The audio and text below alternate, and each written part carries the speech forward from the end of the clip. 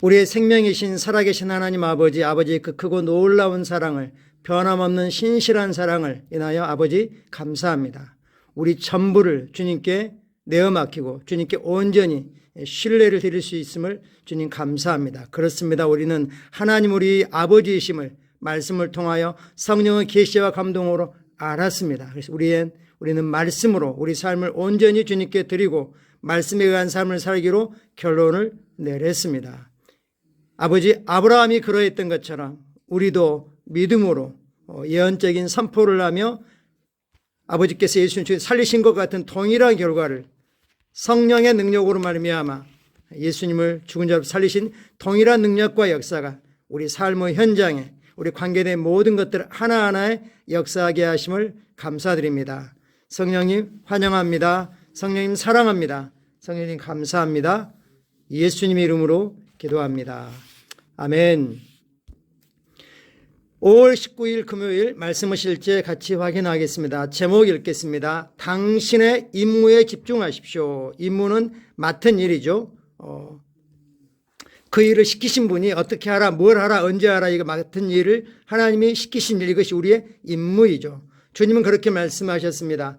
두루마리 책에 기록된 것과 같이 내가 주의 뜻을 행하려고 왔습니다.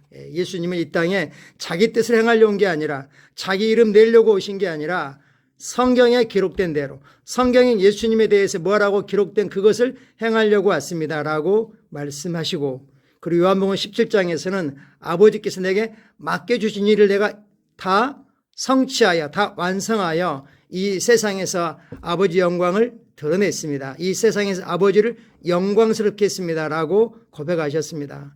주님은 늘 하나님께서 이 땅에 보내신 목적과 이유가 뭔지 거기에 집중하셨습니다. 그러려면 우리가 주님을 위한 삶을 사는 것이 필요하지만 더 중요한 것은 주님의 의한 삶, 주님의 말씀에 의한 삶, 주님의 말씀이 뭐라고 하는지를 정확히 알고 행하는 삶이 더 중요합니다. 말씀은 항상 중요합니다. 성경 말씀을 읽겠습니다. 도둑이 오는 것은 도둑질하고 죽이고 멸망시키려는 것뿐이요 내가 온 것은 양으로 생명을 얻게 하고 더 풍성히 얻게 하려는 것이라. 내가 온 것은 양으로, 즉 목자를 따르는 자들로 생명을 얻게 하되 그 생명을 최대치로 가득 차고 흘러넘치도록 얻게 하는 것, 주시는 것이 아니라 얻는 거라 그랬습니다. 얻도록 우리에게 인도하신다는 거죠. 내가 온 이유는, 내가 온 목적은, 내가 온 까닭을 분명하게 의도를 말씀하고 계십니다. 인생에서 신성한 목적, 즉 하나님이 주신 목적, 하나님의 목적, 다르게 하나님의 나를 향한 계획과 뜻과 의도, 이런 것들을 발견하는 것은 아름다운 점은 당신이 계속 목적에 집중할 수 있게 해준다는 것입니다. 초점이 분명한 삶을 살게 해주고 방향이 분명한 삶을 살게 해주는 거죠. 목적이 당신의 삶을 정의하며 초점과 방향을 제공합니다. 목적의 동의어는 의도 또는 설계입니다.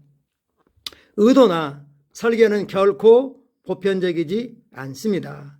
목적이 실제적이고 효과적이기 위해서는 반드시 명확하고 분명하고 구체적이어야 합니다. 다르게 표현하면 글로 명확히 표현할 수 있어야 된다는 겁니다. 우리 주 예수님은 세상에 오신 분명한 목적을 가지고 계셨고 그것을 분명하게 말씀하셨습니다. 도둑이 오는 것은 도둑질하고 죽이고 멸망시키려는 것뿐이요 내가 온 것은 양으로 생명을 얻게 하고 더 풍성히 얻게 하려는 것이라. 내가 온 이유는 이러하다라고 분명하게 인식하시고 선언하셨습니다.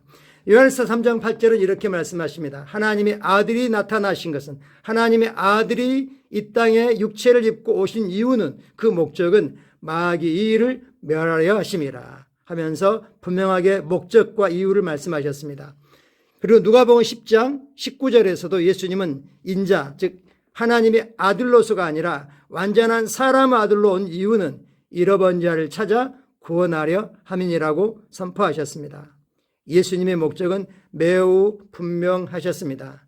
예수님은 아버지 뜻을 행하러 오셨습니다. 우리도 이 땅에 그냥 남자와 여자의 성별, 인구수를 맞추기 온 게 아니라 그냥 생로병사 과정을 거치러 온 게 아니라 우리 각 사람을 향한 아버지 뜻을 발견하고 그것을 붙잡고 그 뜻을 따라 살아 성취하여 아버지를 영화롭게 하는 것이 우리가 이 땅에 존재하는, 이 땅에 태어난 이유입니다. 예수님은 말씀하셨습니다. 나의 양식은 나를 보내신 하나님의 뜻을 행하며 그의 일을 온전히 이루는 데 있다. 예수님의 음식은 하나님의 뜻을 행하는 것이다. 그것을 위해서 지금 나는 이 땅에서 육체를 입고 먹고 기능하고 있다라고 말씀하신 거죠. 이 말씀을 통해 매우 강력한 생명의 원리를 볼 수 있습니다. 양식을 먹어야 우리 육체의 생명이, 음식을 먹어야 유지되는 것처럼 우리 영적인 삶의 원리는 아버지 뜻을 행하는 거라고 말씀하죠. 생명의 원리는 이것입니다. 신성한 목적, 하나님 주신 목적을 추구하고 성취하는 것이 생명을 유지하는 진정한 힘이며 이 땅에서 당신의 삶의 엔진을 계속 작동시키는 연료입니다.